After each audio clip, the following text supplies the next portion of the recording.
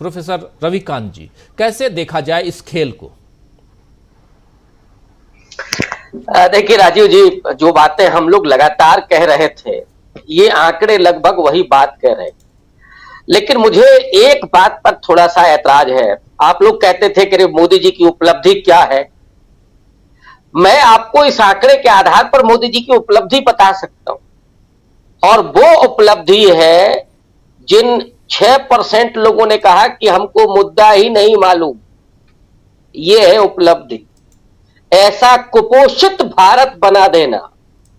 वो बात तो करेंगे विकसित भारत की, लेकिन असल में उनको कुपोषित भारत बनाना है कि जो लोग समझते ही ना हो कि हमारे मुद्दे क्या है, सरकार क्या है, लोकतंत्र क्या है, हमारी जिम्मेदारी क्या है, सरकार का उत्तरदायित्व क्या है, इन सब चीजों को लोग समझते ही ना।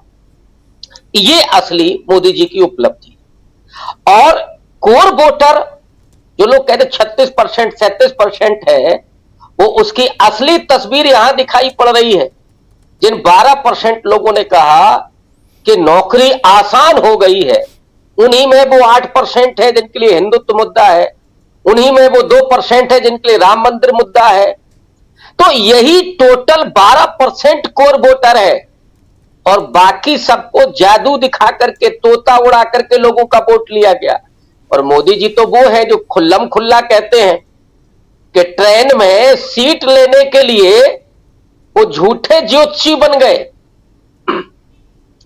तो जो व्यक्ति वोट लूटने के लिए अगर झूठ बोल रहा हो कि 15 लाख देंगे, 2 करोड़ रोजगार मिलेगा, और ये उस देश में हो रहा है कि जिस देश के चुने हुए प्रधानमंत्री ने यह वादा किया था कि वो महंगाई खत्म करेंगे और 2 करोड़ रोजगार हर साल देंगे, और 10 साल के बाद सबसे बड़ा मुद्दा क्या है?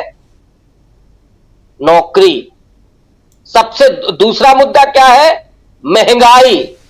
तो आप समझ सकते हैं कि मोदी के 10 साल के रिजिम में हुआ क्या है। दूसरी बात कि महंगाई और बेरोजगारी की सबसे बड़ी मार जो पड़ती है वो देश के गरीब आदमी पर पड़ती है जी। अमीर को तो कोई फर्क नहीं पड़ता है, वो आलू 10 रुपए किलो बिक रहा है कि 100 रुपए किलो बिक रहा है, उसको कोई फर्क नहीं पड़ता, वो वैसे भी अंकल चिप्स खरीद करके खाता है।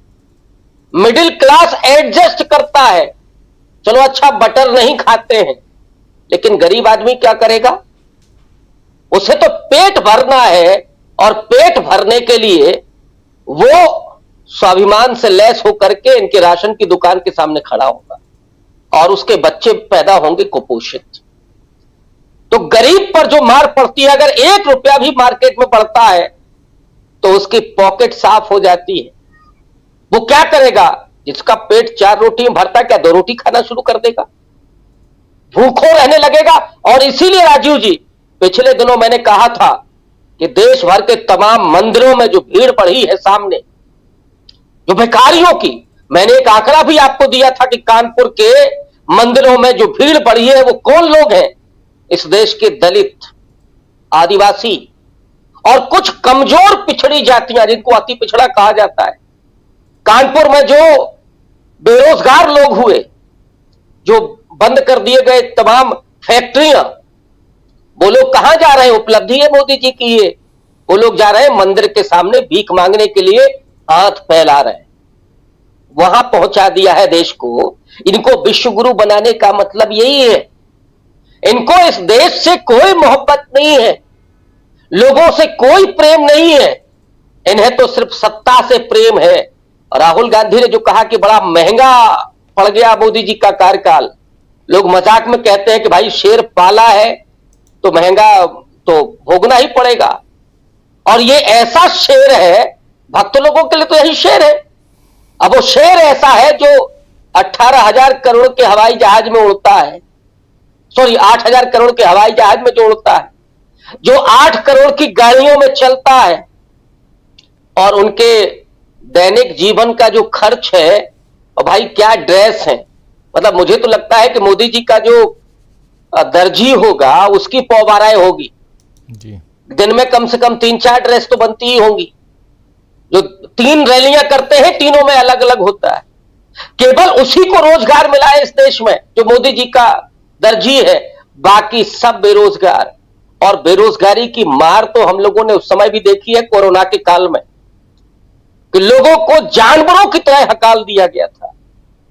और क्या हुआ, उन जो बेचारे गांव लौटे, अपने कस्बों में लौटे, वो कभी लौट करके फिर शहर नहीं पहुंच पाए, क्योंकि वो कंपनियां भी बैठ गई। वो मोदी जी तो सिर्फ अंबानी और अडानी के लिए कर रहे थे, खुले तौर पर राहुल गांधी कह रहे। तो आप केवल दो पूंजीपतियों को सहयोग करेंगे, कितना 16,000 करोड़ माफ किया है शायद। इसमें राहुल गांधी ने आंकड़ा दिया था कि अगले 24 साल तक मनरेगा में लोगों को 400 रुपया मजदूरी दी जा सकती थी, और आपने एक झटके में 16 लाख करोड़ रुपया माफ कर दिया पूंजीपतियों का। तो आपकी प्राथमिकता क्या है? लोग निकम्मे, अशिक्षित, बेरोजगार बने रहें, स्वाभिमान उनका खत्म हो जाए, तो जहां कहें वहां हाँक दिया जाए, हाथ में लाठी डंडा पकड़ा दिया जाए, झंडा पकड़ा दिया जाए और वोट ले लिया जाए, सत्ता मोदी जी के पास रहेगी। ये देश के असली हालात है। लेकिन इस डाटा ने यह बता दिया है कि मोदी जी नाकामयाब रहे। जो बनाना चाहते थे वो भी नहीं बन पाया उनसे। असली उपलब्धि यही है, जिन 6-8% लोगों ने कहा कि हमको मुद्दा नहीं पता है, और कोर वोटर 12%। और विपक्ष में कितने खड़े हैं, विरोध में कितने, नाखुश कितने, असंतुष्ट कितने, दुखी कितने? 50% से ज्यादा लोग। जिस देश में 60% लोग अपनी सरकार से दुखी हो, उसके लिए तो मुझे लगता है वोटिंग करने की भी जरूरत नहीं है। उसे तो सत्ता में रहने का अधिकार नहीं है, उसे तो रिजाइन कर देना चाहिए। लेकिन मोदी जी के बारे में यह कहना है ना, दिन में जिसको कहते हैं कि हम लोग सपना देखने लगे, तो यह नहीं संभव है। लेकिन जो डॉक्टर अंबेडकर ने, नेहरू ने, गांधी ने लोगों के हाथ में ताकत दी, जो वोटिंग राइट दिया, और उसकी घड़ी आ गई है। और ये जो लोग जो दुखी हैं, जो परेशान हैं, जो नाराज हैं, वो बदलने का इंतजार कर रहे हैं कि कब उनको मौका मिलता है। आप तो 5 साल मौज काट लिए, अब उनकी बारी है, और वो अपने मुद्दों पर वोट करने के लिए निकलेंगे। तो राजू जी, आप समझेंगे कि कितनी मिलेगी, 40 मिलेगी, 140 मिलेगी कि 240 मिलेगी? जी, हालात सामने दिखाई पड़ रहे हैं। इसमें मुझे लगता है कि दूध का दूध, पानी का पानी हो चुका है, और लोग इस देश के अभी भी चेतना संपन्न है। मोदी जी केवल 6% लोगों को घुट्टी पिला पाए, जिनको नहीं पता कि मुद्दे क्या। जी बिल्कुल, मुद्दों की बात, और इस बीच एक नया सर्वे, उस सर्वे की भी चर्चा हम कर रहे हैं। और दूसरी तरफ नरेंद्र मोदी गेमर्स के साथ गेम खेल रहे हैं, और क्या ये गेमर्स के साथ इस वक्त गेम खेलने का मकसद